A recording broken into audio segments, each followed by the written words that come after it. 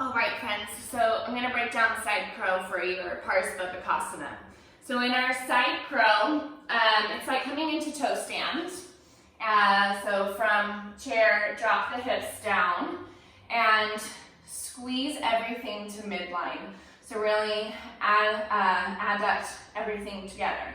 Take the hands to prayer and twist. In this case, I'm going to twist over to my right. So really, that's how we're working on the twist. We want to twist as deep as we can. The hands together in prayer. Hook that left elbow or tricep to the outside edge of the right leg. Now, there's two ways that you can do side crow actually. The way that I did it throughout the flow was with both of my arms resting on my legs. Two reasons. One, I have a little badunk-a-dunk, and so it allows for me to not bear all the weight onto one arm, which are not nearly as big as my posterior side.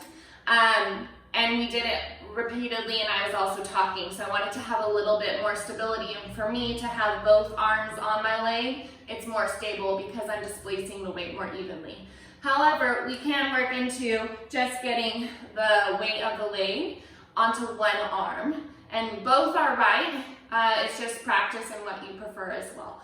So I'll demo both ways. So both arms come to the outside edge of that right leg.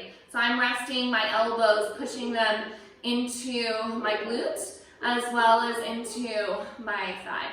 I want to lift my belly and get as deep into this twist so that my arms can extend as far away or as far down the leg as possible. Then from here, I plant my hands, which are shoulders width distance apart, so that I have no tension into my shoulders. Now I take the gaze out in front of my hands, not here, because I go where my gaze goes. So I want to lift and float. If I keep looking here, I won't have enough to elevate me. So I'm going to look out here, making a triangle between my gaze and my hands. So pushing down into my hands, really finding that Astabandha or hand lock. I look out in front of me and then lift my hips onto my arms, which I'm now making chaturanga arms. So in our chaturanga, that halfway point, just demo real quick, from plank to chaturanga, halfway, these are the arms that I'm making in my side plank so that my legs can rest on this shelf. So I want to get my legs as high onto my arms as possible so that then I can lift my feet away from the ground. Okay, see why I did talk through all this whilst we were there? Okay, so come deep into your twist, into your twisted toe stand. Hands plant, shoulders width distance apart, fingers spread out wide, middle finger facing forward. My gaze or drishti comes out in front of me. Lift my legs and my hips up onto my arms. Keep my feet together and float my feet up. Right? Yes?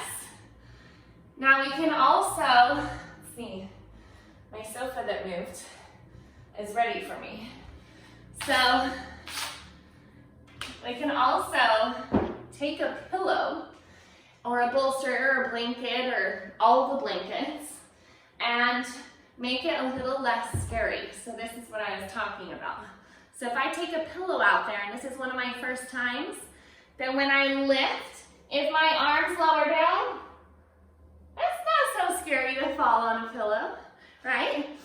Okay, so that's with both arms on the glute. Now I will demo with, hopefully I'm still in the frame. Now I will demo with just one arm, which is what we work up towards. Again, for all the reasons I previously explained, I did it with both of them on. So we want to twist as deep as we can.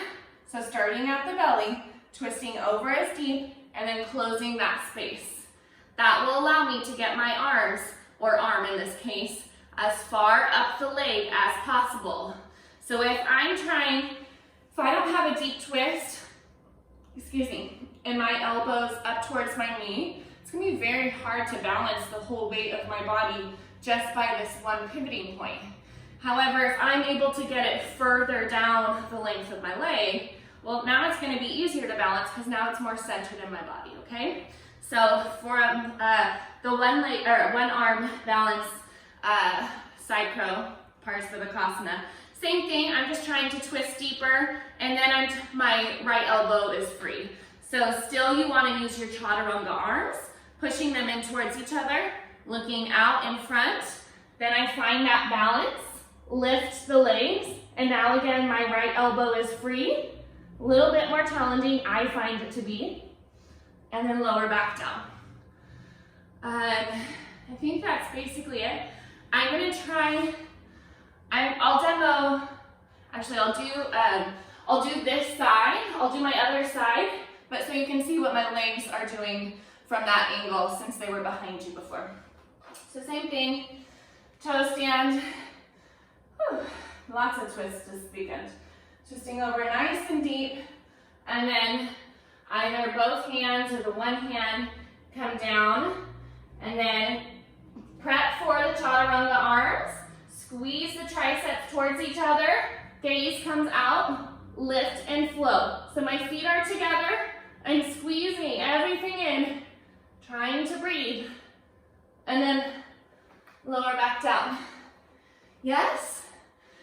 Now I'll demo Eka Pada Koundinyasana a little bit more broken down. Just one time. So same thing. We go into that side crow, and then we lift and extend both legs to straight. So very important is that when we do those vinyasa flows, every time we come into chaturanga, whether the knees are down or up, we're doing it slowly to build the strength in the arms, because each of those vinyasa flows, those chaturangas, prep us for all the arm balances. Because if we don't possess the strength to hold our bodies upright with our arms yet, then it's going to be much harder to achieve these arm balances. If we do our full chaturangas, which means maintaining a straight line and then lowering down halfway, not lowering down almost to the ground, not stopping above, but every time taking that proper chaturanga plank, then that builds the strength so that we can achieve things like side crow, like tripod headstand, like all the other fun poses that you can build upon.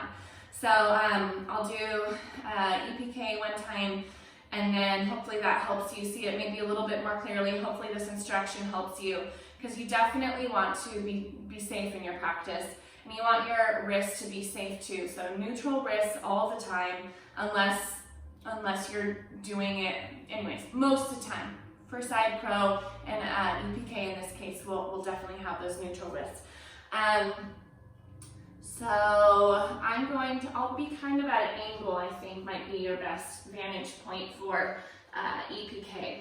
So again, toe stand to twist, hands ground down, gaze comes out, my fingers are spread open, and I grip down into the mat with my fingers and my knuckles. Transferring forward, lift my feet. Now I float my top leg away, and then extend my bottom leg away.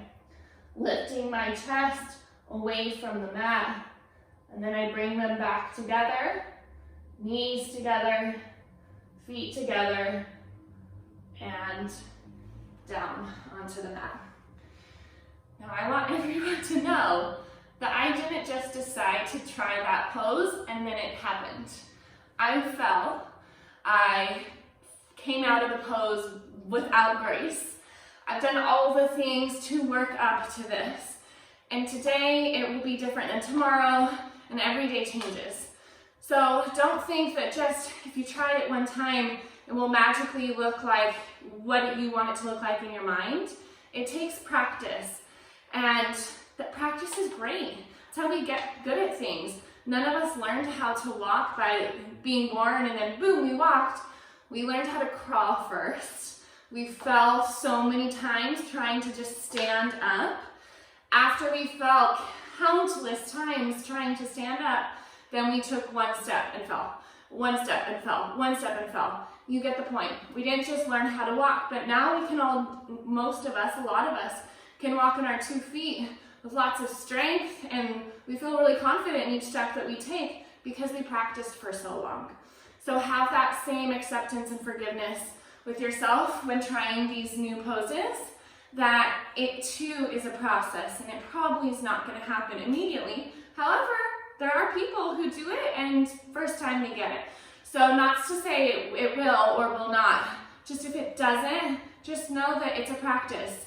I hope that my practice will still improve over the years, as I know it has improved from the years prior. So I hope that helps, guys. If you have any questions, message me. I'm going to put both these videos up on YouTube. Enjoy. Namaste, guys.